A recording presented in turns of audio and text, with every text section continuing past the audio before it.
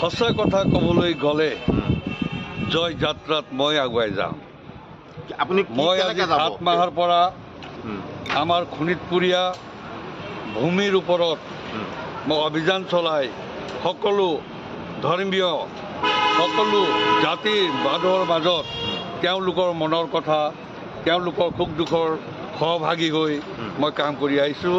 তেওঁলোকে মোৰ ওপৰত সুন্দৰ ধৰণে বিশ্বাস কৰিছে আৰু আচলতে মই যিহেতু LIC নিচিনা অনুষ্ঠানৰ পৰা বিহাৰেছলৈ ওলাই অহা আমি ফাঁকি ফুকা নাজানো।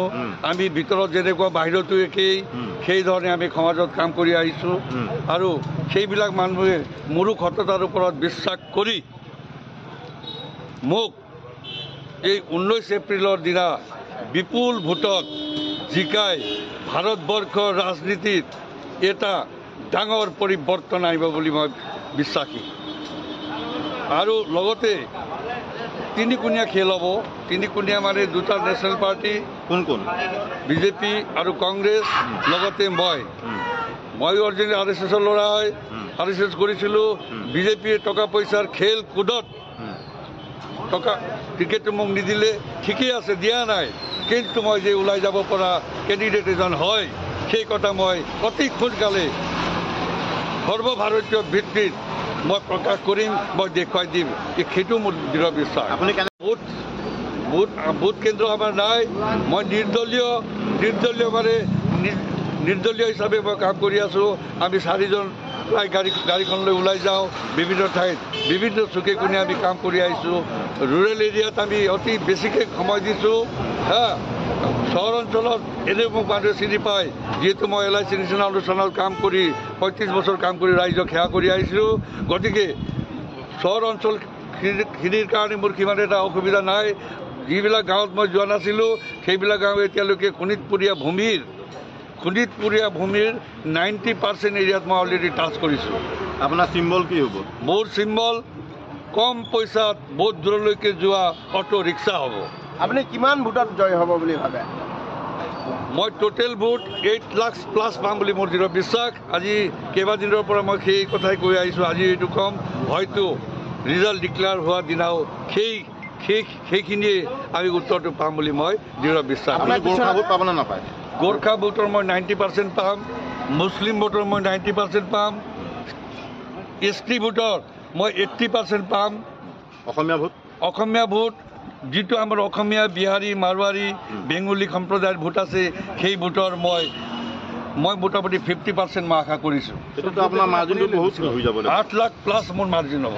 মাৰ্জিন নহয়, মোৰ টোটেল ভোটটো 8 লাখ প্লাছ হ'ব। বিজেপিয়ে কিমান পাব আপোনাৰ মতে? চাওক, বিজেপি মতে কি কওঁ সেই বিষয়ে মোৰ নো কমেণ্ট। মই কমেণ্ট। আপুনি 8 লাখ ভোট পাব খাটাং। 8 লাখ প্লাছ। আপোনাৰ প্ৰচাৰ অভিযানত কোনে সহায় কৰিছে? প্ৰচাৰ অভিযানত মোৰ লগত 4জন মানুহ আছে। নিকঞ্জ দাস আছে, মোৰ আমাৰ জয় পংকজ কলিতা আছে আৰু লগত তুলসী শৰ্মাও থাকে। আমি 4জনে প্ৰায় গাড়ীখন লৈ যাওঁ। যিকেইটা আমাৰ টাৰ্গেটৰ জেগা হয় সেইবিলাকত গৈ আমি আমাৰ তেওঁলোকৰ সমস্যাখিনি সকলো মানুহে কৈছে আজিলৈকে আমাৰ এৰিয়াত এনেকুৱা মানুহ কোনো অহা নাই, আপুনি প্ৰথম ব্যক্তি। গতিকে মই তেওঁলোকক মোক ভোট দিবৰ কাৰণে মই কোৱা নাই। তেওঁলোকক কিছুমান তথ্য দিছোঁ। এই তথ্যখিনি আপোনালোকে চাওক। যদি ভাল পায় ভোটটো মোক দিয়ক, যদি বেয়া পায় মোক নিদিব। দেখা গৈছে বিশ্বনাথ নগৰত আপোনাক ঘূৰি ফুৰা দেখা গৈছে লগত 4জন বন্ধুক লৈ পেলাই। গতিকে আপোনাৰ নিৰাপত্তাৰক্ষী নাই অথবা PSO নাইকিয়া, এই সন্দৰ্ভত মই ৰাইজৰ মাজৰ মানুহ। গতিকে মোৰ কোনো সেই ধৰণৰ বেয়া চৰিত্ৰ বা বেয়া ধান্দা বা বেয়া কামৰ কোনো ৰেকৰ্ড নাই। গতিকে ৰাইজে মোক মৰম কৰে। গতিকে এই চিকিউৰিটিৰ চিকিউৰিটিৰ হিচাপত খৰচ এটা কৰি চৰকাৰৰ টকাটো মই খৰচ কৰিবলৈ নিবিচাৰোঁ। আপুনি বিচৰা নাই? তাৰমানে মই বিচৰা নাই। চহৰ অঞ্চলৰ ভোট আপুনি পাব বুলি কৈছে। চহৰ অঞ্চলত বিজেপি সোমাইছে এবাৰ, গতিকে সেইটো ফালৰ পৰা আপুনি কিমান বিশ্বাসী আপুনি যে পাব?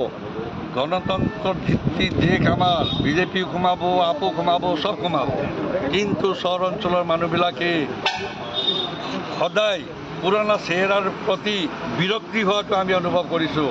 নতুন চেহেৰা দিল্লীৰ পাৰ্লিয়ামেণ্টত যাতে চহৰ অঞ্চলৰ সমস্যাবিলাকক জাগি ধৰা ধৰণৰ নেতৃবৃন্দৰ তেওঁলোকে অভাৱ অনুভৱ কৰিছে। সোমাব চবেই পাৰে, কিন্তু সেই ভোট প্ৰদান কৰা কথাটোৱে আচল কথা। মানে মুখত কথা এটা কয়, কামত বেলেগ এটা কৰে।